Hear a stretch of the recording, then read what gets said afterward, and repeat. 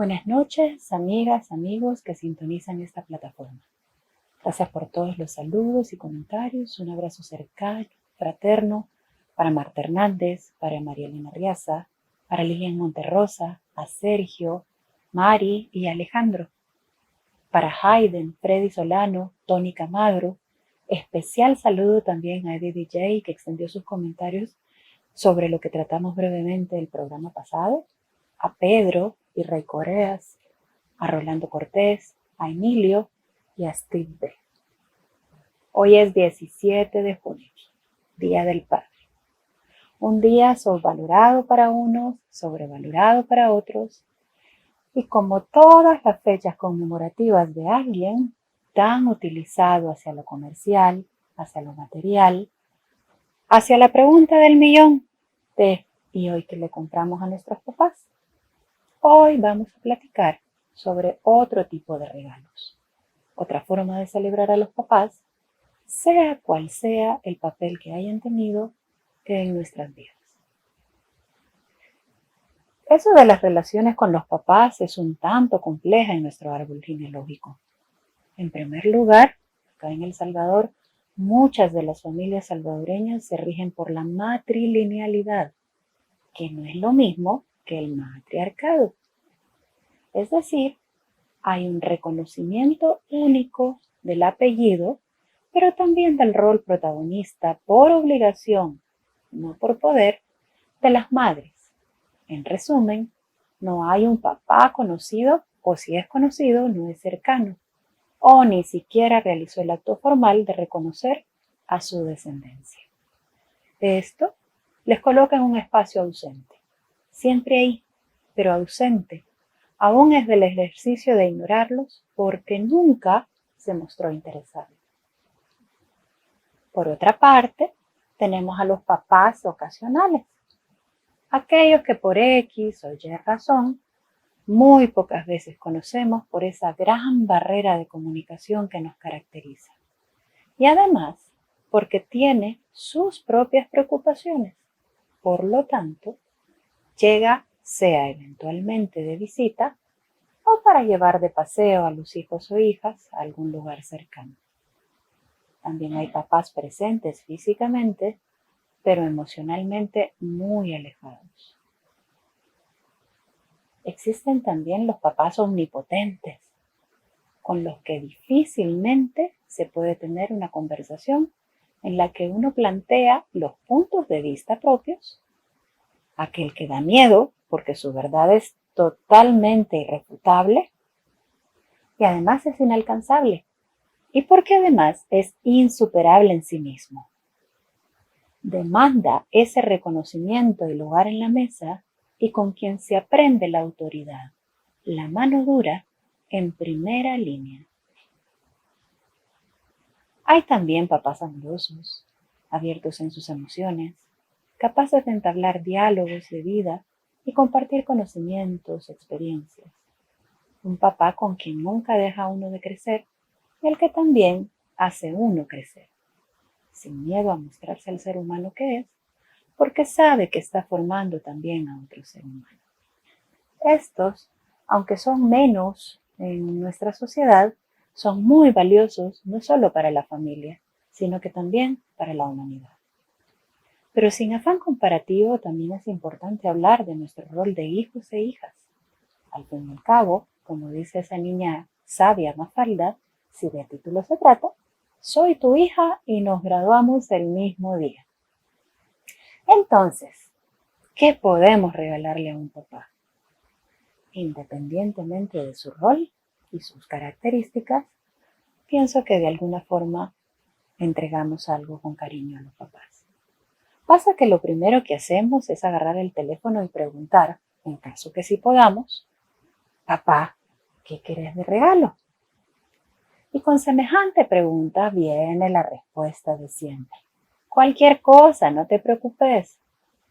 Y ahí va una a pensar en todas las opciones posibles. ¿Billetera? No. El año pasado y hace 2 años le di eso. ¿Calcetines? Un par de zapatos. Cincho. Otros seguramente solo pensarán. Por mí, que se pierde ese maestro total, nunca ha estado, y pues de todas maneras no sé ni qué darle. Un teléfono más moderno que el que tiene ahora o actualmente, a veces hay que pensarlo dos veces porque más de una vez hemos recibido sus fotos con caras muy concentradas para luego recibir una llamada diciendo no le hagas caso a la foto, que sin querer activé la cámara. Y otros, más pragmáticos todavía, lo que buscan es sugerir que cualquier día es bueno para la celebración, ya que de todas maneras todos los días se es hijo o hija y todos los días se es papá también. Algunos podremos sugerir que si su papá es violento, no incentive ese lado llevándolo a ver películas de acción o aquellas del cine mexicano de machos con bigote y pelo en pecho, listos para defender esa frágil masculinidad, porque de todas maneras así fueron criados, aunque al final terminamos comprendiendo que son hijos de sus circunstancias y que nos corresponde a nosotros, como nuevas generaciones, romper con esas frases y esas tradiciones y sobre todo esos decires que tanto escuchamos en las familias. Los niños no lloran, usted es la niña, vaya y lave los platos y atienda a su hermano. U otras cosas similares que tanto nos abundan hoy por hoy todavía en las mesas cuando nos sentamos a comer. Es ahí donde nos vamos dando cuenta que los papás presentes o ausentes son esa suma de sus vivencias.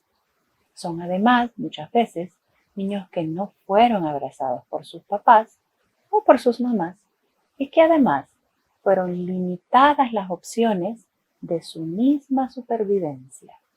Digo, cocinar a estas alturas debería ser una habilidad de todo ser humano que de alguna forma u otra pretende alimentarse más o menos con estándares sanos.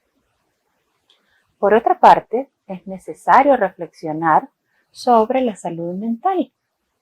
Las mujeres en particular necesitamos chequear esto. Y la concepción del amor con la cual crecemos. Realmente es necesario aguantar faltas de respeto solo porque por una persona está enojada. ¿Es amor no respetar los espacios propios de cada cual independientemente de ser pareja? ¿Son normales los celos o el control? O peor aún, pensar que esas manifestaciones son un puritito acto de amor y que por ello será el mejor padre de nuestros hijos o hijas. O más aún de eso, pensar que la persona va a cambiar. Total, tenemos toda la vida para educarlos. Pero ¿realmente es nuestra labor? Para eso tenemos a nuestros hijos y nuestras hijas. No nos corresponde a las mujeres seguir educando a un adulto. Es así también como transferimos a nuestros hijos el concepto de amor. Aunque así sea, pienso que nuestro papel como hijos puede ser mucho más determinante de lo que pensamos y que podemos dejar de ser víctimas cualquiera sea su sentido. Sea por un papá ausente, sea porque tuvimos un papá autoritario, o de aquellos que realmente no logras descifrar. Aquellos papás a los que siempre se les quiere complacer, aún sacrificando las decisiones propias, o a aquellos a los que nunca, nunca cubriremos sus expectativas. Los papás esos son, sus historias, sus vidas, y ni nosotros ni nadie podrá cambiarles si es que ellos no lo quieren hacer. No es nuestra culpa, no es nuestra responsabilidad.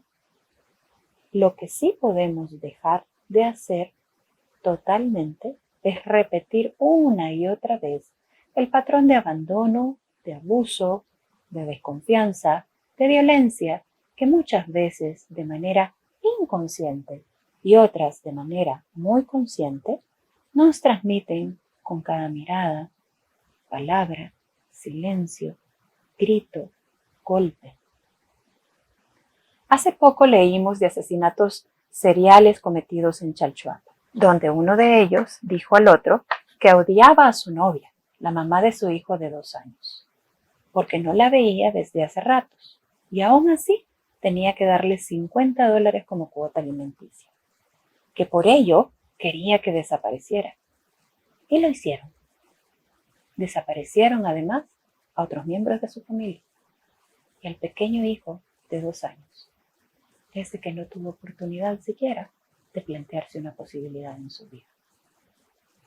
Precisamente por esos casos es importante replantear nuestro papel como hijos, hijas, como padres, como sociedad. ¿Qué tipo de entorno quiero heredar a mis hijos? ¿Qué tipo de papá y pareja elijo? ¿Qué estoy repitiendo que me lastimó tanto con otras personas en mi entorno? ¿Es necesario revisar lo que tenemos alrededor? Pienso que hay que empezar por ahí. Y no, ahí la culpa deja de ser de los viejos. Es ahí donde empezamos a preparar el mejor de los obsequios, porque nos hemos acostumbrado a naturalizar la violencia, el desamor, y nos hemos acostumbrado a culpar a los papás, pero repetimos como un fiel reflejo en el espejo sus errores. Y no será hasta que asumamos como hijos nuestra individualidad que no lograremos soltar esa dinámica de dolores y rabias. Tenía yo más o menos 10 años cuando durante el conflicto armado mataron a mi papá. Estaba bien lejos de ser una persona intocable, perfecta, filósofo de profesión, muy desenfadado, bromista, criado en las afueras de San Salvador con la familia que siempre fue bastante tradicional en su cano. Oscar, que era el nombre de mi papá, me enseñó a jugar ajedrez y aprendí de él además la importancia de analizar. Mi primerísima escuela de ideas y de argumentos para disentir vienen de su amor por la rama de la lógica. Era filósofo, ¿no? Otras cosas las aprendí no muy a las buenas. El poder a veces transforma a la mejor persona del mundo. Y con ello es necesario entonces tener los pies siempre sobre la tierra y el corazón bien puesto. Herir a quienes nos rodean requiere del valiente acto de reconocer lo que hemos hecho. Equivocarnos no significa perder una batalla y se logra mucho cuando existe esa capacidad de aceptarlo. Más que defender a capa o espada el pedestal sobre el cual descansa el ego, aprendí también que los seres humanos no somos perfectos. En ese sentido, mi padre no era lo que idealicé de él.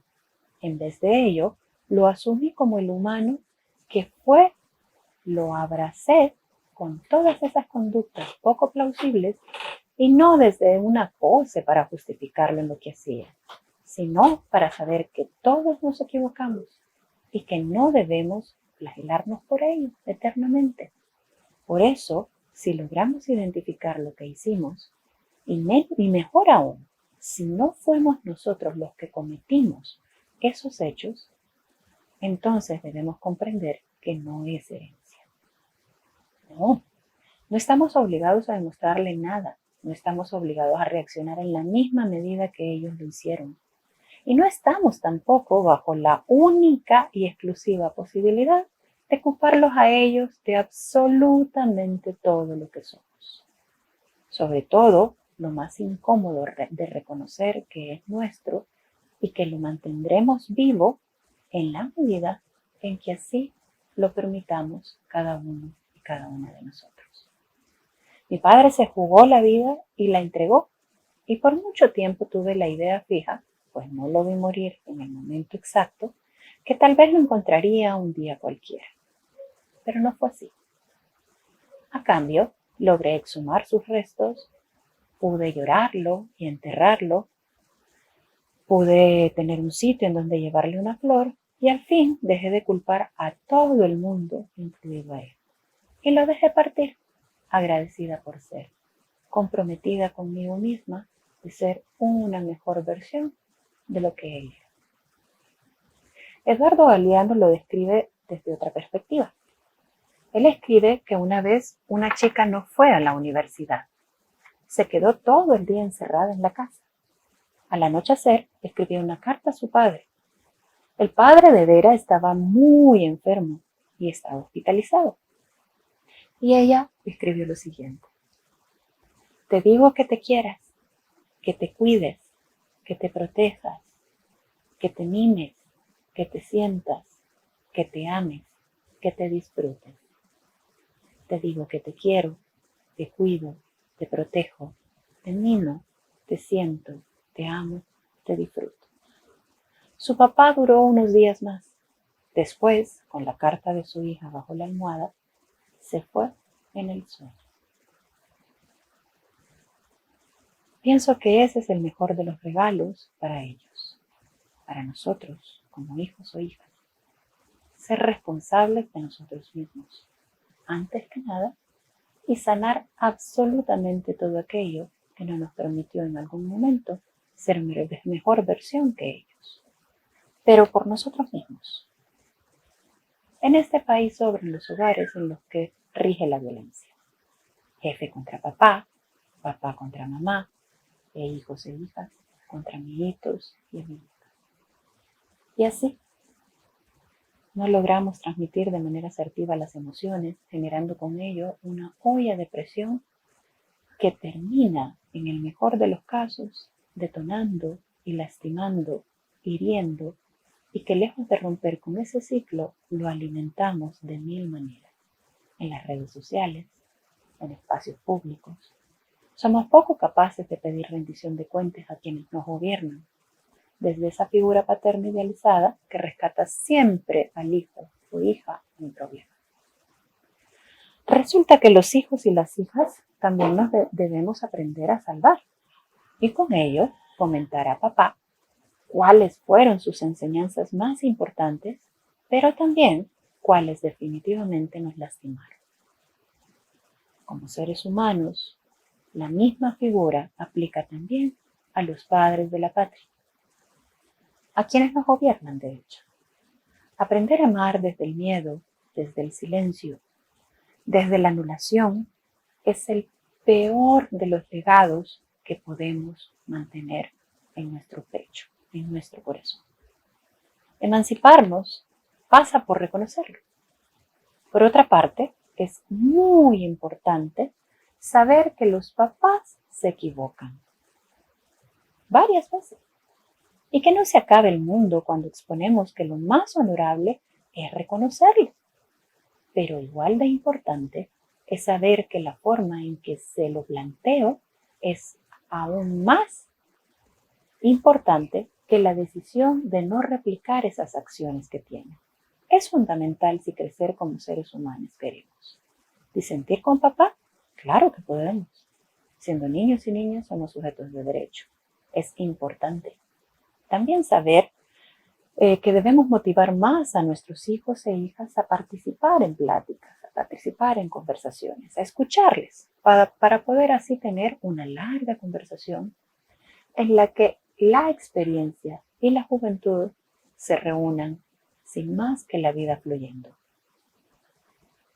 Por otra parte, es muy importante reconocer que también podemos disentir con los gobiernos. También es importante saber que podemos y debemos hacerlo. Al fin y al cabo, los gobiernos son una réplica, de alguna forma, de esas paternidades en todas esas gamas. Podríamos perfectamente abonar para crecer nosotros y permitirles también crecer como gobernantes. Deseo que este Día de los Padres, cada uno de ustedes, tengan muy cerca estos comentarios, estas reflexiones. Seamos hijos e hijas más conscientes, que sepamos que regalarnos tiempo es necesario para comprender de dónde venimos, aún sin saber mucho de nuestro árbol genealógico. Que sepamos que somos la suma de todas esas cosas, buenas, malas, regulares, y que esas mismas son las que se convierten en personas, en mejores personas. Para este Día del Padre, deseo que sean mejor que sus padres, aunque no los hayan conocido, aunque hayan estado ausentes, es decir, mejores seres humanos. Soy Naida Medrano, esto ha sido Plataforma, estoy los jueves con ustedes, mis redes sociales son en Twitter, @naida_am y en Facebook, Naida Acevedo Medrano. Un abrazo grande y